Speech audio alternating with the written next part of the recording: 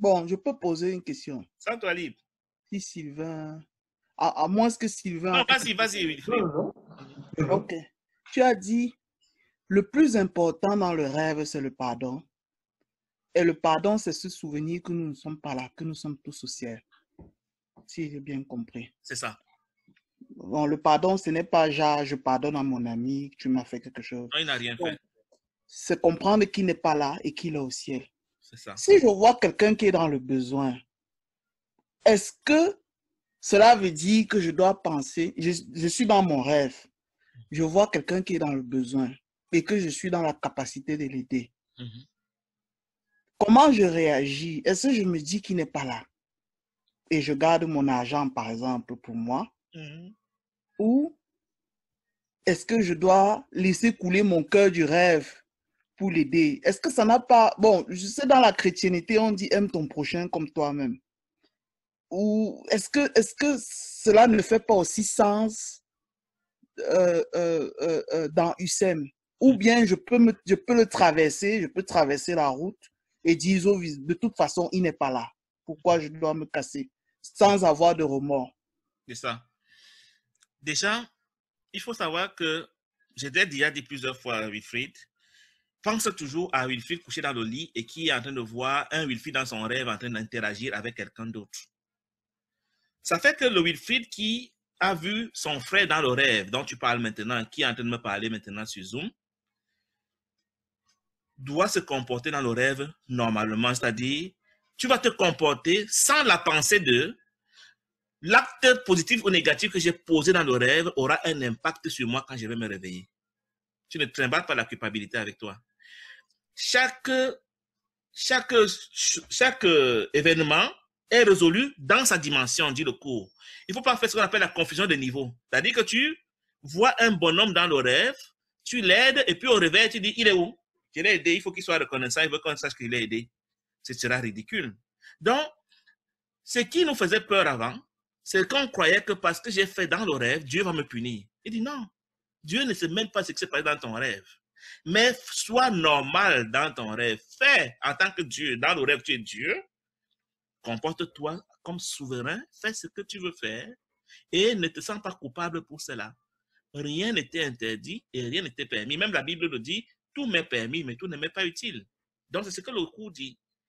Si maintenant tu poses des actes dans le rêve avec la pensée de quand il veut me réveiller, je dirais à mon papa que j'ai fait pour qu'il me félicite, ton papa va dire, mais de quoi tu parles? Moi, je ne sais pas, je n'ai rien vu et puis ça n'a jamais été. Donc, c'est cette différence de niveau qui fait que, en me réveillant pour tenir un tel discours à mon papa, c'est signe que je crois que le rêve est réel. Et il y a des gens qui peuvent croire que le rêve est réel au point de dire, j'ai rêvé que alors ça va m'arriver. Il y en a qui pensent vraiment que le rêve est forcément eux et que ce qui arrive à leur personnage dans le rêve est ce qui va forcément leur arriver. Et ça leur arrive parce qu'ils y croient. Parce que fils de Dieu, ce que tu crois va devenir réel pour toi. Mais si pour toi, tu ne sais pas clairement le rêve de la réalité, et c'est ce que le cours dit, ça qu'on appelle le pardon, tu vas faire normalement tout ce qu'on fait dans un rêve. Tu vas subir des punitions du rêve. Par exemple, si tu fais un crime dans le rêve, le policier du rêve va t'arrêter. Tu vas aller dans la prison du rêve, mais ce n'est pas toi. C'est le personnage auquel tu t'es identifié qui subit tout ça. Ayant cet enseignement, même quand ce personnage sera en prison, tu auras la paix parce que tu sais que ce n'est qu'un rêve. Mais si tu crois que tu es ce personnage, tu vas souffrir d'avoir été arrêté, d'avoir été mis en prison, d'avoir été égorgé, d'avoir été insulté, d'avoir été attaqué, peu importe la dimension de l'attaque, tu vas croire que c'est toi qui as subi cette injustice. Donc, autant tu vas te désidentifier de ce qui semble positif dans nos rêves, autant tu vas aussi rejeter ce qui semble négatif parce que ce n'est pas toi. Mais n'empêche que fais ce que les corps font dans le rêve. Les corps mangent. Les corps peuvent même bagarrer. S'il le faut, tu bagarres. Mais en bagarrant, tu gardes en toi de fond de ton esprit que ce n'est qu'un rêve. Entre celui qui bagarre avec la conscience du rêve et celui qui bagarre croyant que c'est réel, ce sera deux genres de bagarreurs différents. Donc, le cours amiral ne fait pas de toi un ange dans le comportement. Le comportement parfait est une illusion, c'est même impossible. Les corps vont faire ce qu'ils doivent faire. On ne juge même pas les corps parce qu'ils n'ont rien fait. C'est là le cours amiral. Juger le corps, c'est le rendre réel. Fegri, si je peux étayer ton explication par un exemple personnel pour que... Oui, s'il te plaît. Willy comprenne bien. Vas-y. Dans le rêve où nous sommes là, avant, je croyais beaucoup aux difficultés. Quand je dis difficultés, ça veut dire que je m'étais faite une personne qui aide les autres. C'est un rôle que je m'étais prise. Donc, c'était que quand je vois quelqu'un en difficulté, même si je n'ai rien, je vais faire tous les moyens maintenant pour lui venir en aide. Mais parce que inconsciemment, j'avais rendu réel les besoins. Tu vois, non? Et donc, quand j'ai découvert le cours, non, c'était que quand je ne peux pas aider cette personne, je me culpabilise. Je pense des jours. Je pouvais même aller jusqu'à m'endetter personnellement pour pouvoir venir en aide à quelqu'un. Au nom de la parabole du bon samaritain. Voilà. Bon, mais entre parenthèses, ce n'est pas que je voulais être bonne personne, mais c'était dans ma tête comme ça, qu'il fallait que je vienne absolument en aide aux gens qui sont dans des besoins. Et il m'arrivait parfois, par exemple, quand peut-être j'étais dans des difficultés et quelqu'un venait me dire j'ai des problèmes et j'essaie de lui expliquer que non, en ce moment, je ne peux pas t'aider parce que je ne peux pas, je suis en difficulté, mais cette personne insistait toujours. Et puis après, moi, ça m'énervait que mais cette personne, je viens de lui dire que je n'ai pas les moyens, j'ai ça. Et elle vient encore me dire que donne-moi. Ça veut dire que moi, on ne me comprend même pas quand j'ai des problèmes.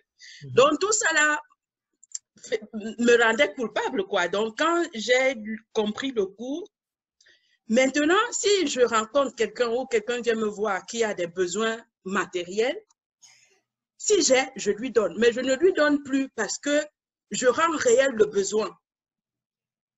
Si je lui donne. Et si je n'ai pas, je lui dis que mon frère, maintenant, tu m'as trouvé que je n'ai pas. Donc, je ne me sens plus coupable que, ouais, je n'ai pas pu l'aider alors qu'il est dans le besoin. J'ai donné. Je n'ai pas donné et je passe. Et je suis en paix. Autre chose, Marie-Louise, merci pour le témoignage, c'est tellement pertinent, mais je veux te préciser une chose.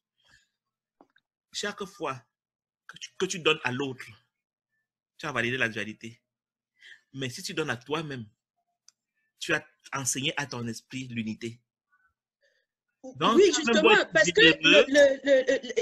parce que avant de faire le geste de donner, je pense d'abord que le besoin n'est pas réel. Que ça, il y a autre chose, c'est que l'autre n'est même pas là.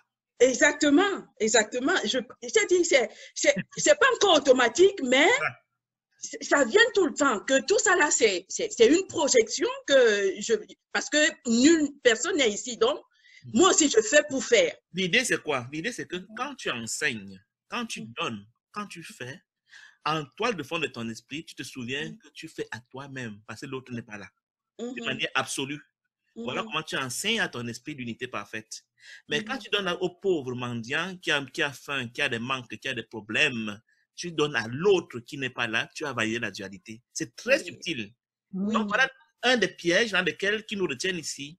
On croit qu'on interagit avec des personnes réelles et qu'on fait des choses réelles dans un monde réel.